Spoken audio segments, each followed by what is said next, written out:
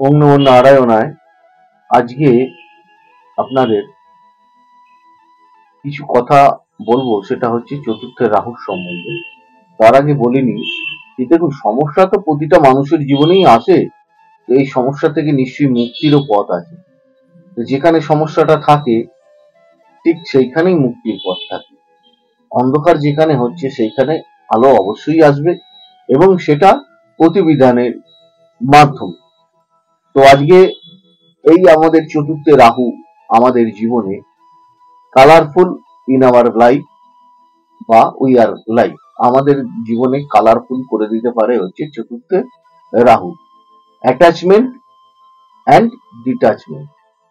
চতুর্থ রাহু আমাদের অনেক কিছু দেয় এবং এমন কিছু কিছু কেড়ে নেয় যা অকল্পনীয়, চিন্তার বাইরে।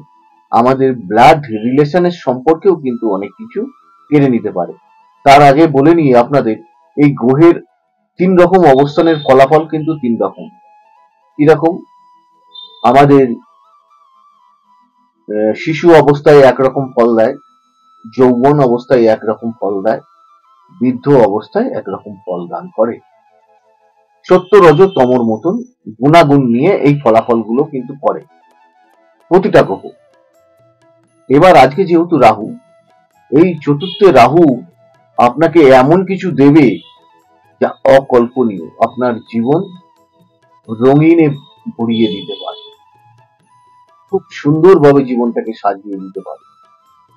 এই চতুর্থ রাহু যাদের থাকে তারা বাইরে একরকম ভাব প্রকাশ করে আর ভেতরে একরকম ভাব।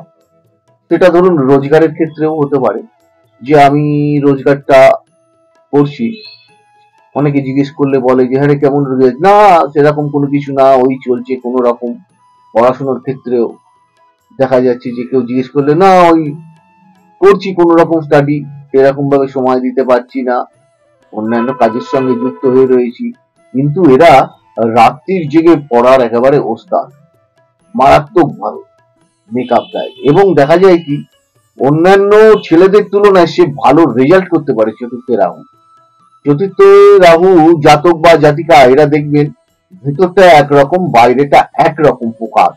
এদের ভেতরে অনেক কিছু সৃষ্টির মনোভাব রয়েছে, এবং ভেতরে ভেতরে তৈরি হচ্ছে, যেটা ক্রিয়েটিভিটি থেকে আরম্ভ করে অভিনয়, সঙ্গীত, শিল্প, ইলেকট্রনিক্স মিডিয়া, আপনার কম্পিউটার সেক্টরে বিভিন্ন দিক থেকে এরা এমন কিছু সৃষ্টি করবে যা সমাজের চোখে এরা প্রতিষ্ঠিত ব্যক্তি হতে পারে, এবং সমাজে একটা মান সম্মান, যশ প্রতিপত্তি পেতে পারে, এবং বিভিন্ন পুরস্কারের দিক থেকেও কিন্তু এই চতুর্থ রাহু এনে দিতে পারে।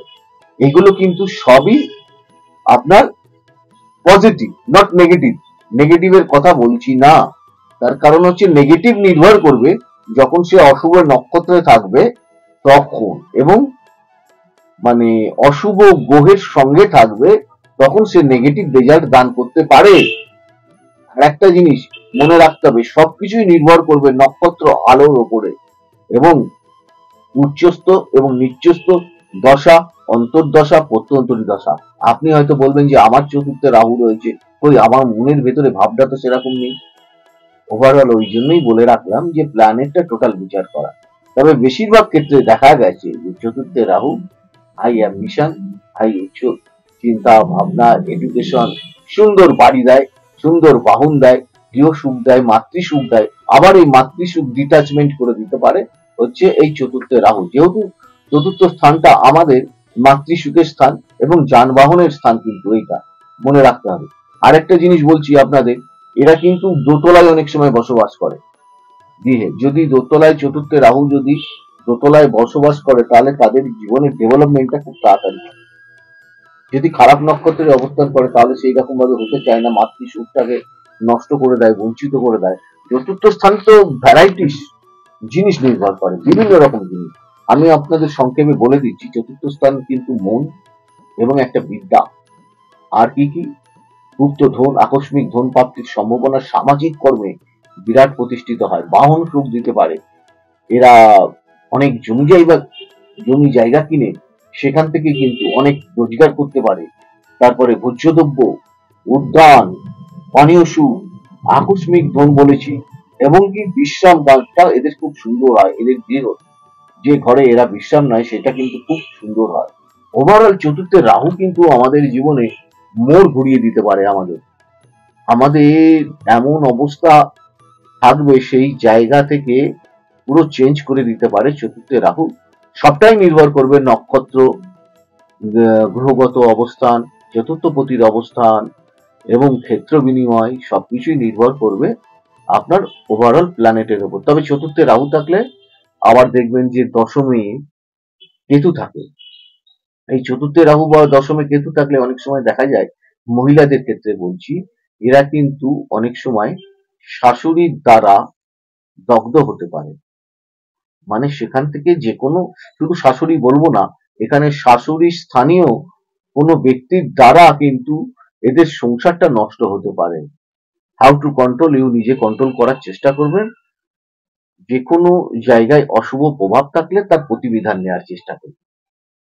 চতুর্থে রাহু অনেক কিছু বলার থাকে।